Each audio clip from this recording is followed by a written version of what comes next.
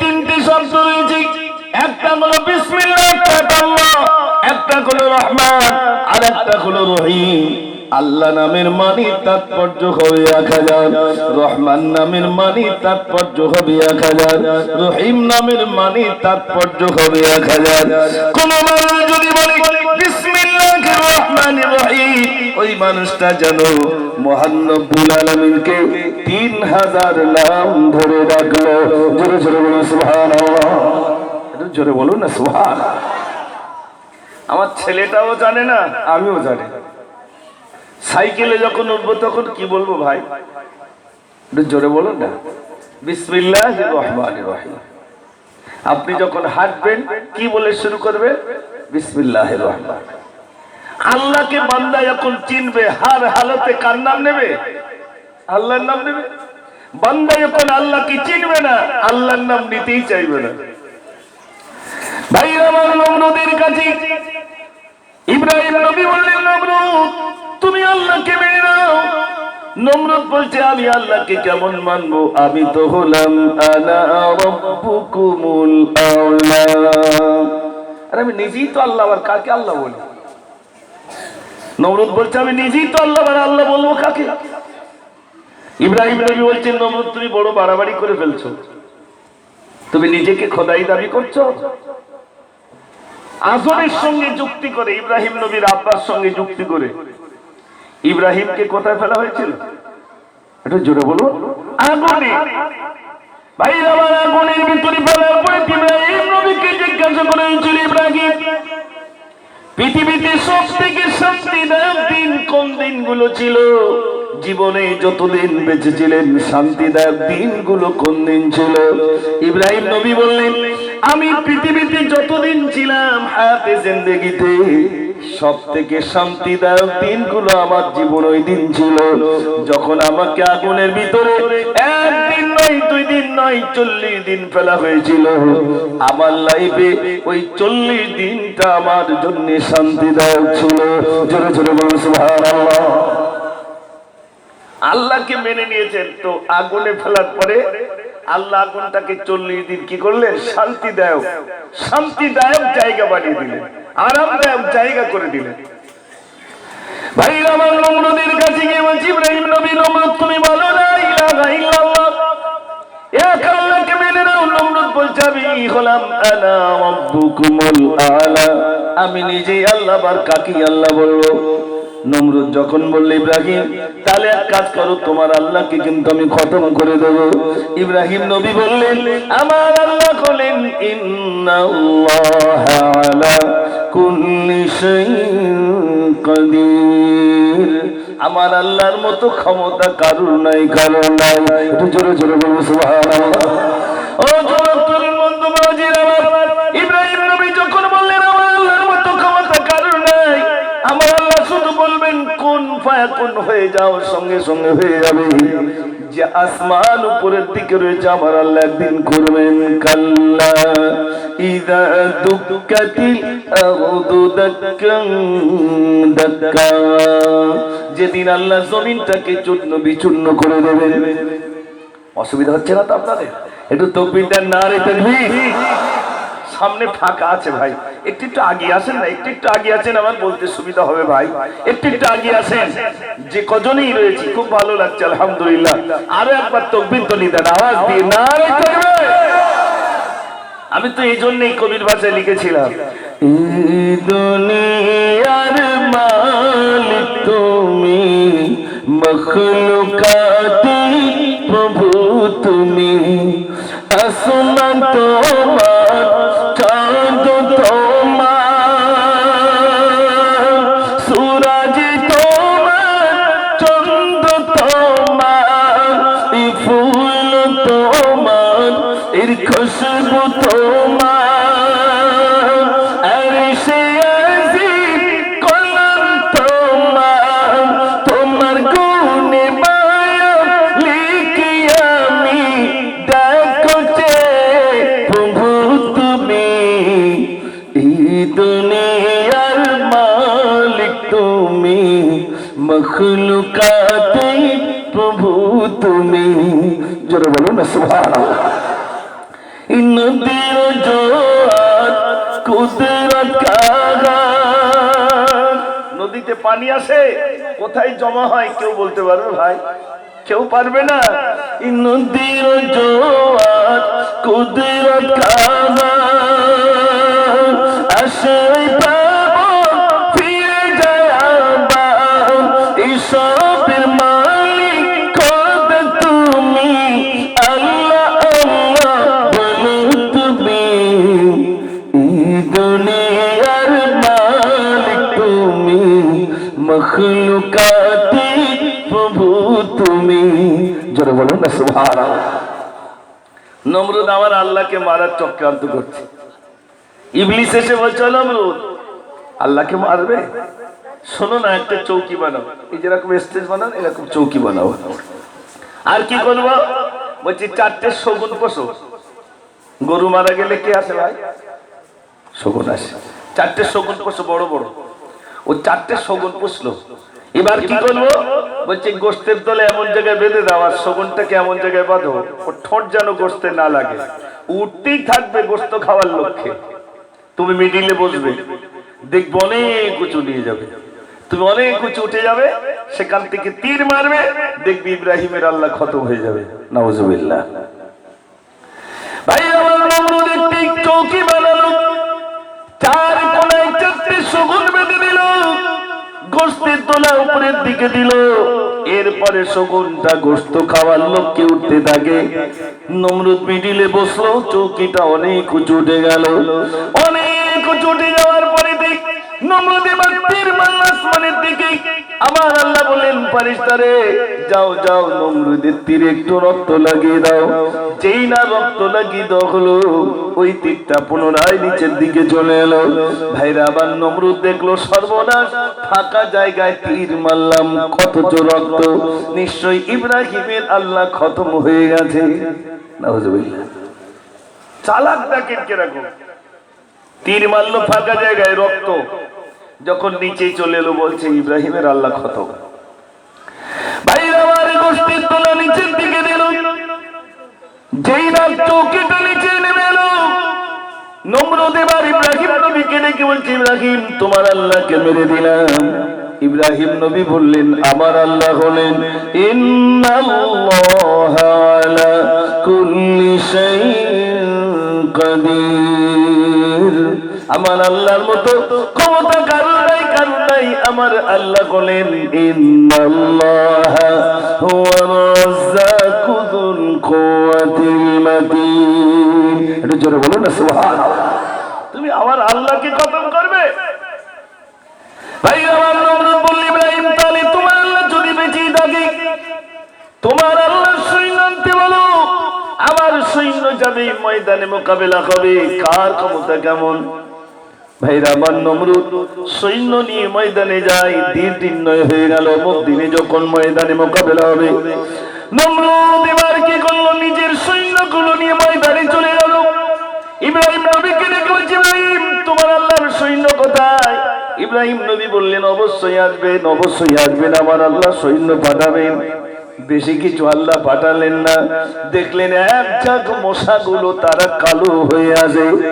নমরুদের সৈন্যরা ঢোল তবলা বাজাতে বাজাতে যখন ময়দানে যায়, আমার আল্লাহ কিছু সৈন্য পাঠালেন, মশাগুলো ডানার ভনভনানি আর গনগনানি আওয়াজে নমরুদের ঢোলের আওয়াজটা বন্ধ হয়ে যায়। জোরে বলুন না সুবহানাল্লাহ। ভাইরা আমার মশাগুলো চেয়ে এসে গেল, সব মশাগুলো ময়দানে নেমে গেল। একটি খোড়া মশা সে ময়দানে আসতে ভয় পেল না, আমি কেমন করে যাই ময়দানে, আমি একটু রাস্তার দিকে দাঁড়িয়ে থাকি। ও রাস্তার দিকে তাকালো।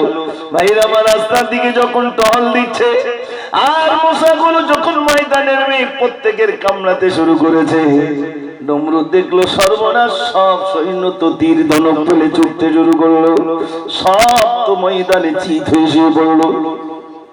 আমরা মশার ভয় করি না, করি না ভাই? জোরে বলে। মশা পিশাবটা মানে না। কত প্রধানমন্ত্রী গেল আর কত মুখ্যমন্ত্রী এলো, মশা মানে না, যারে পায় তার একটু দেয়, বলে কারো ছাড়বে না। আল্লাহর একটা সৃষ্টিজীব, তাই তাকে ভয় করে। কত বড় পেলোয়ান মশারি টাঙিয়ে শোয়, ঠিক কিনা বলে? ও যত বিরাট, বলছে আমাদের এখানকার বিশাল মস্তান, বিশাল মস্তান তো মশারি টাঙায় কেন? মশার একটা ছোট্ট মশার ভয়তে মশারির মধ্যে ঢুকে ভালো করে দেখ। আবার এখন কারেন্টের ব্যাট বেরিয়েছে, ফটফট করে আওয়াজ দেয়। মশা আছে কি দেখতে? ঠিক বলছি রে, বলবো একটা ছোট্ট জীবের কাছে বান্দা হেরে যায়। আল্লাহর ছোট্ট একটা জীব, তার কাছে বান্দা চিত, ঠিক কিনা? অথচ এই বান্দা কাকে মারতে যাচ্ছে? আল্লাহকে মারতে যাচ্ছে। কত নালায়েক দেখেন। নিজেকে আল্লাহ বলে দাবি করেছিল। আমি কিন্তু আপনাদেরকে আল্লাহ চেনানোর জন্য এতক্ষণ যে আলোচনা রাখছি, যাতে আমরা আল্লাহকে চিনি। আল্লাহকে চিনলেই লাভ কোথায়, লস কোথায় আমি বোঝাবো ইনশাআল্লাহ। পৃথিবীতে এসেছি কি কারণে এসেছি, কিসের জন্য এসেছি, করণীয়টা কি? তাহলে আমি প্রথমে শুরুতেই যত নবী এসেছেন প্রত্যেক নবীর বাক্য ছিল লা ইলাহা ইল্লাল্লাহ, নেই কোন মাবুদ আল্লাহ ছাড়া। ভাইরা আমার, সকল নবী মানুষের কাছে কথা বলেছে। আমি বলছি না, নমরুদের সৈন্য যখন ময়দানে নেমে গেল, মশাগুলো সব কামড়াতে কামড়াতে সব শেষ হয়ে গেল। নমরুদ তাই না দেখে পালাতে শুরু করলো। খোড়া মশা ছিল রাস্তায়। ও বলছে শয়তান কিসের জন্য পালাই? শয়তানকে দেখতে পেয়েছে, শয়তান পালাই কেন? খোড়া মশা কি করলো? নমরুদের নাকের ভিতরে ঢুকে তাড়াতাড়ি গিয়ে মস্তকে কামড়াতে শুরু করলো। নমরুদ নিজের হাত দিয়ে নিজের মাথায় মারে, কামড়ানো বন্ধ হয় না।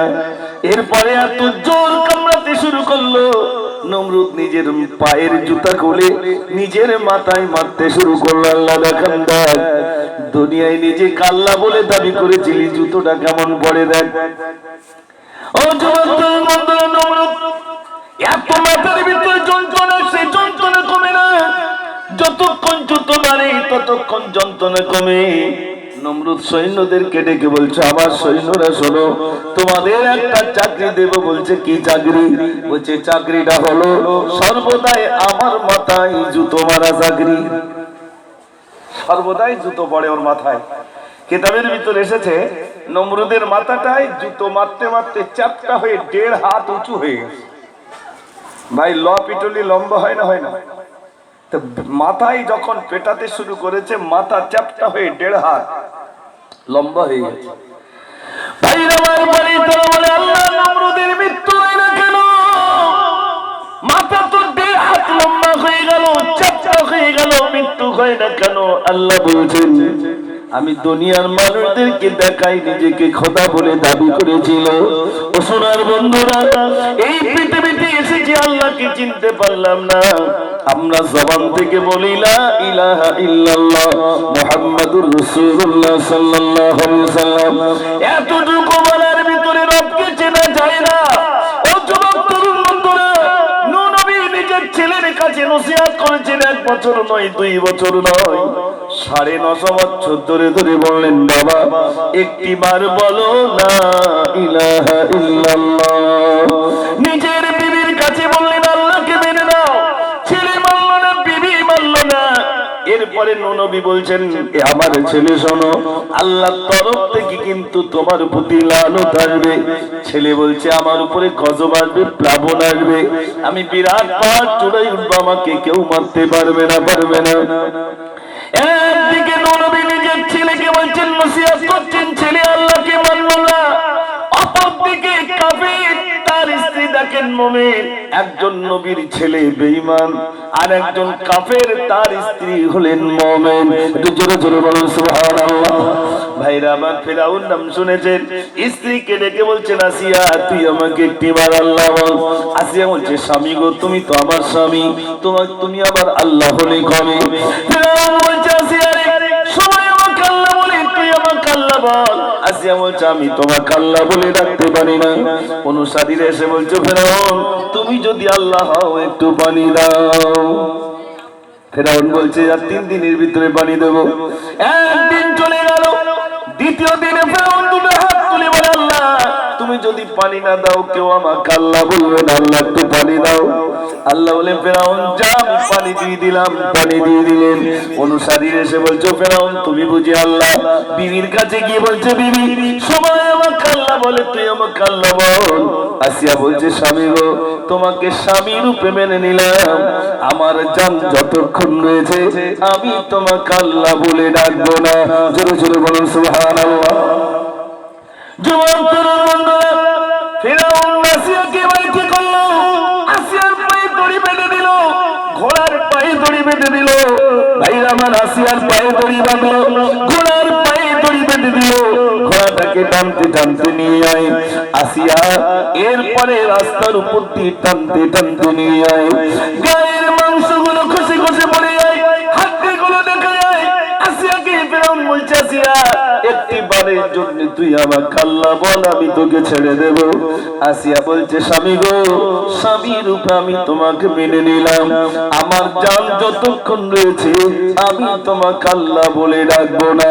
জোরে জোরে বলুন সুবহানাল্লাহ। জোরে বলুন না সুবহানাল্লাহ। পরীক্ষা কি আমাদের উপরে এসেছে? আসেনি। আল্লাহকে কেমন চিনেছেন দেখেন। ও সোনার বন্ধুরা, এরপরে আসিয়াকে বলছে আসিয়া রে, তোর গায়ে হাড়গুলো দেখা যায় সব মাংসগুলো খসে খসে পড়ে গেল, একটি বার আমাকে আল্লাহ বল। বলছে বলবো না। ফিরআউন রেগে গিয়ে আসিয়ার বুকের উপরে বসলো একটা ছুরি নিয়ে, পেটটাকে ফেলে দিয়ে নারী বুড়িগুলো বার করে বলছে আসিয়া শেষবারের মতো বলি তুই আমাকে আল্লাহ বল। আসিয়া বলছে স্বামী গো, আমি তোমাকে আল্লাহ বলে ডাকতে পারি না, তুমি আমার স্বামী, আমাকে আর তোমাকে যিনি সৃষ্টি করেছেন তিনি হলেন আমার আল্লাহ। জোরে জোরে বলো সুবহানাল্লাহ।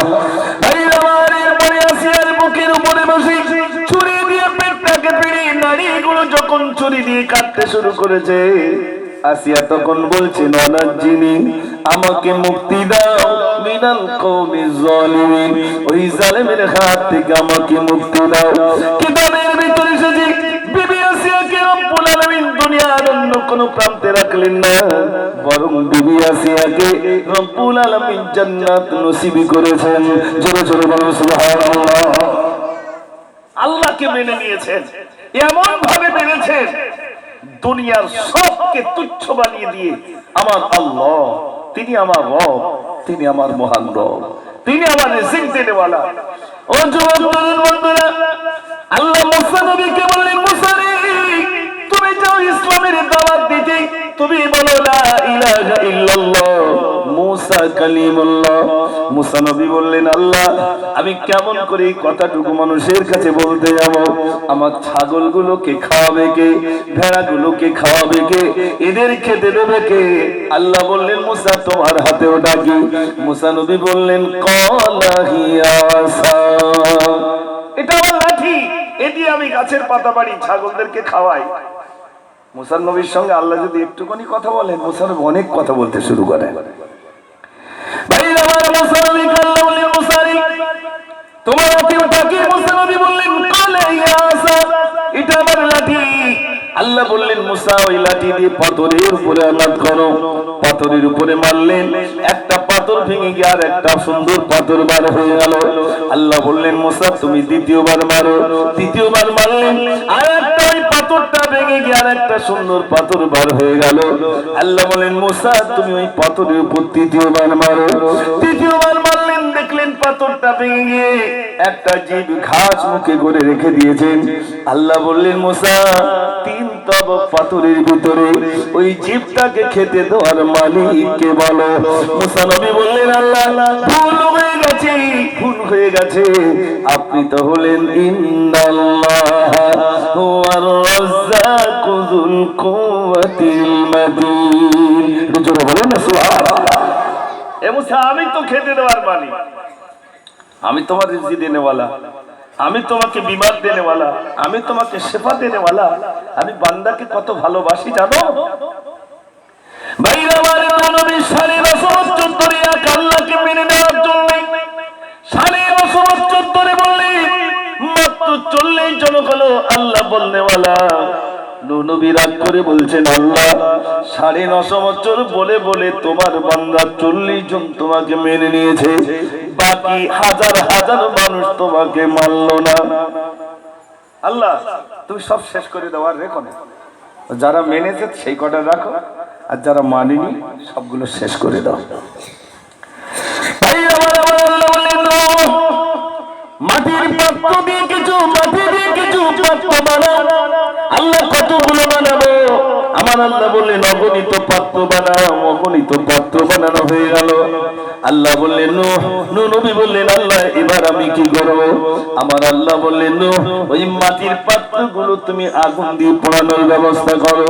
সবগুলো পোড়ানো হয়ে গেল। আল্লাহ এবার আমি কি করব? আমার আল্লাহ বললেন নূহ ওই মাটির পাত্রগুলো সবগুলো তুমি লাইন দিয়ে দাও, আর এক লাইন দিয়ে একটা লাঠি নিয়ে সবগুলো তুমি ভাঙতে শুরু করো। নূহ নবী বললেন, আল্লাহ এতটা কষ্ট করে মাটির পাত্র তৈরি করলাম, আগুন দিয়ে পোড়ালাম, রোদের তাপে শুকনো করলাম, কত কষ্ট করে মাটির পাত্রগুলো তৈরি করলাম, ওগুলো ভাঙতে কি আমার কষ্ট হয় না? আমার আল্লাহ বললেন মাটির পাত্র বানিয়েছো তুমি, মানুষ বানিয়েছে আমি। মাটির পাত্রগুলো যদি তোমার ভাঙতে এত কষ্ট হয়, বলো বলো বলো বলো, এই মানুষ দিকে তৈরি করলাম আমি, ওই মানুষ দিকে মেরে দিতে কি আমি রব্বুল আলামিন আমার কষ্ট হয় না? জোরে জোরে বলুন সুবহানাল্লাহ। আমার বান্দাকে আমি এত ভালোবাসি। হেন তোমার দায়িত্ব তাদের কাছে বলা। ও যুবক বন্ধুরা, দুনিয়ায় দেখি আমাদের ভারতবর্ষের দিকে তাকান, আমাদের ভিতরে কেউ এপিএল, কেউ বিপিএল, কেউ সাদা কার্ড, কেউ সবুজ কার্ড, কেউ নীল কার্ড, বিভিন্ন কার্ডের ভ্যারাইটিস আছে না নাই? স্তর আছে, কে ধনী কে গরিব, বিভিন্ন স্তর ভাগ করা রয়েছে। ভাই আমার আল্লাহ বলেন, বান্দারে আমি তোমাদের জন্য কারোর স্তর ভাগ করি নাই। আমি সকালবেলা পূর্ব দিক দিয়ে সূর্য ওঠাই আর পশ্চিম দিকে অস্ত যায়। বান্দা শোনো, আমার কাছে কোনো স্তর নাই, কোনো স্তর নাই। আমার কাছে কে কালো কে সাদা কোনো স্তর নাই। এ বান্দা শোনো, তুমি যদি আমাকে একটিবার আল্লাহ বলে ডাকো, আমি আল্লাহ সঙ্গে সঙ্গে তোমার ডাকে আমি সাড়া দিয়ে থাকি। জোরে জোরে বলুন সুবহানাল্লাহ। এই দুনিয়ায় আল্লাহকে চিনে যেতে হবে ভাই, আল্লাহকে চিনতে হবে।